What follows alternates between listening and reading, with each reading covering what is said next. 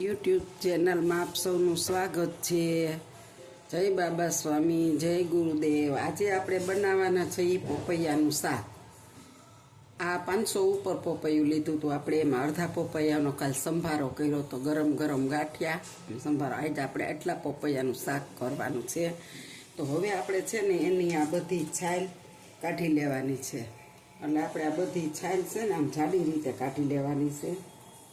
આમ જાડી જાડી કાઢી લેવું અને આખા પોપૈયાને આપણે છાલ કાઢી લેવાની છે। એની છાલ બધી ઉતરી ગઈ છે।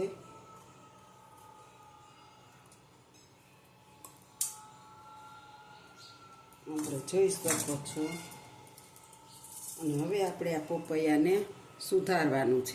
એ રીતના આપણે પોપૈયાની ચીરો કરી લેવાની છે બધી। બહુ જાડી નથી કરવાની, મીડિયમ સાઈઝની પતલી પતલી, કારણ કે આ કઠણ હોય છે એટલે આને ચડવામાં થોડી વાર લાગે છે। તો હવે આપણે જો આને આવી રીતે કટકા કરી લેવાના છે। બહુ જાડા નહીં, બહુ મોટા નહીં, અને મીડિયમ સાઈઝના છે।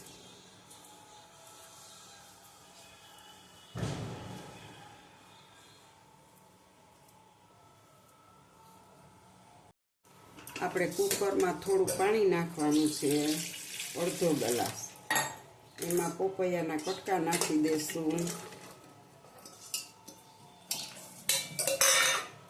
અને આને આપણે ગેસ ઉપર ચડાવી દઈશું।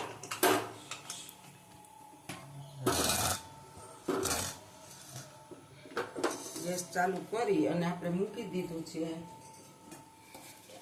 એની અંદર આપણે થોડુંક નિમક નાખીશું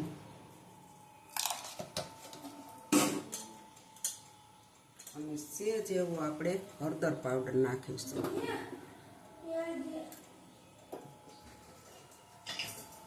અને હવે આપણે આની 2 થી 3 વિસલ કરી દઈશું।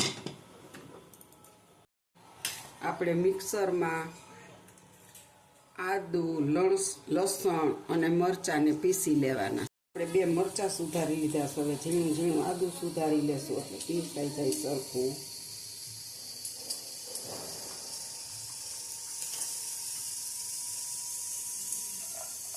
આટલું આપણે લસણ નાખીશું અને હવે આપણે આને પીલી લેશું। થોડાક લીમડાના પાન નાખીશું। હવે આપણે પોપૈયાના શાકનો મસાલો કરી લેશું। તો એમાં જરૂર મુજબ ચટણી નાખીશું, તમે જેવું તીખું ખાતા હોય એવી રીતે નાખવાની। હળદર આપણે એમાં નાખી છે એટલે થોડીક નાખીશું। અને ધાણા જીરું પાવડર આપણે નાખીશું 2 ચમચી। અને નિમક છે ને એ આપણે એમાંય નાખ્યું છે, પણ આમાંય થોડુંક નાખીશું, પછી ખારું થઈ જાય, પછી જોશે તો નાખીશું। આ મસાલો આપણે પાણી નાખીને જરીક વાર પલાળી દેવાનો છે, કારણ કે લસણ, આદુ, મરચાંની ચટણી છે એટલે તીખાશ હોય, અને આટલું તીખું આપણે જોશે તો નાખશું। આપણે ગેસ ચાલુ કરીશું। માથે કઢાઈ ચડાવી દીધી છે। હવે આપણે એમાં તેલ નાખીશું।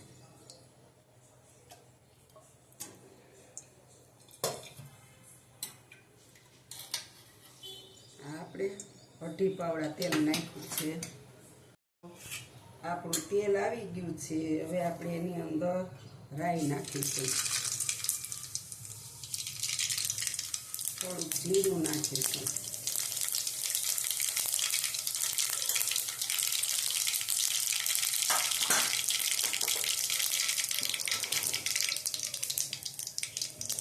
સેજ હિંગ નાખીશું,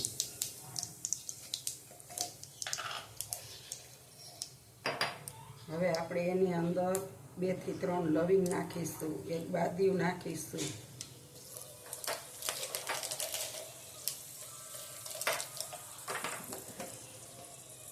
અને હવે આપણે આની અંદર પહેલા ડુંગળી નાખવાની, અને આ ડુંગળીને આપણે આછો ગુલાબી થાય ને ત્યાં સુધી સાતળવાની। આછો ગુલાબી થાય ને ત્યાં સુધી સાતળી લેવાની છે। આપણે ડુંગળી જો મસ્ત સતળાઈ ગઈ છે, બસ આવી સાતળવાની।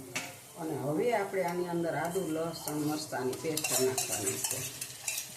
પહેલાં નથી નાખવાની આની અંદર.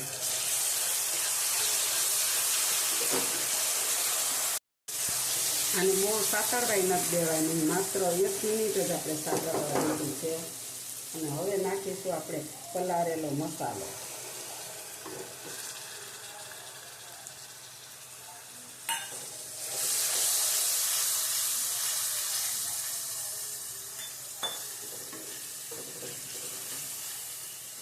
હવે નાખી દઈશું આપણે ટમેટા, કારણ કે આદુ લસણ મરચાંની પેસ્ટ અને મસાલો થોડીક વાર પકડે ને એટલે આ નાખી દેવાના. એટલે આ બફાઈને તેલ છૂટું પડે ને પછી આગળ આપણે કરીશું. ત્યાં સુધીમાં આપણે જોઈ લઈશું કે આપણા પપીતા બફાઈ ગયા છે.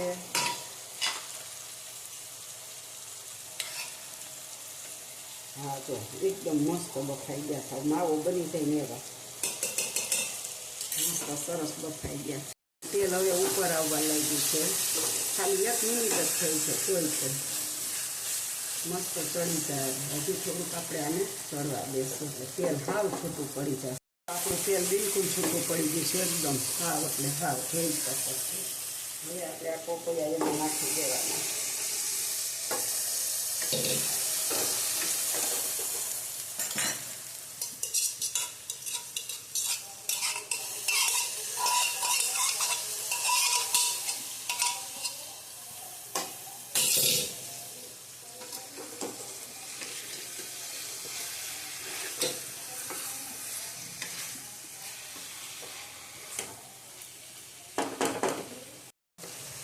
આ પપૈયા નાખીને આપણે આને પોચું હલાવવાનું, કારણ કે પપૈયા બહુ બફાઈ ગયા છે. અને હવે આપણે આમાં થોડું પાણી નાખી દઈશું. મસાલો તો આપણો ચડી ગયો. ખાલી 1 ચા પીવાનો કપ જ પાણી નાખીએ. હવે આપણે જેવો રસો રાખવો હોય ને એવું આપણે આને ચોળવી લેશું થોડુંક.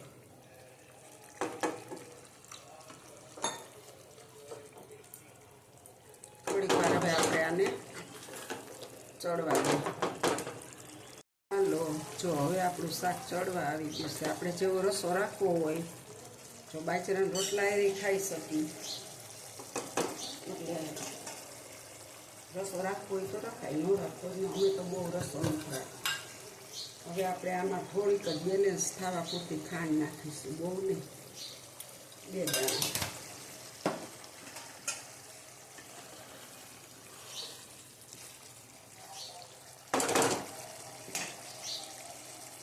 હવે આપણે આમાં 4 ચમચી ફ્રેશ મલાઈ લીધી છે, એ નાખી દેવાના.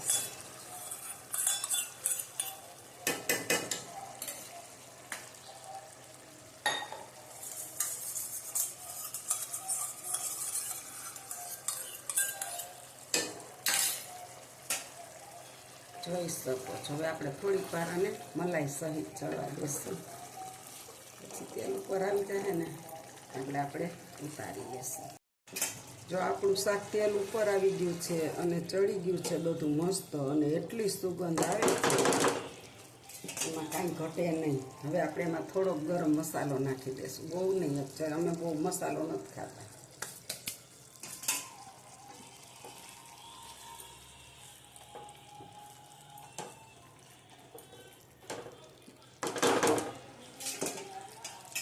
અને હવે આપણે આની માથે થોડુંક એવું લીંબુ નીચવી નાખશું.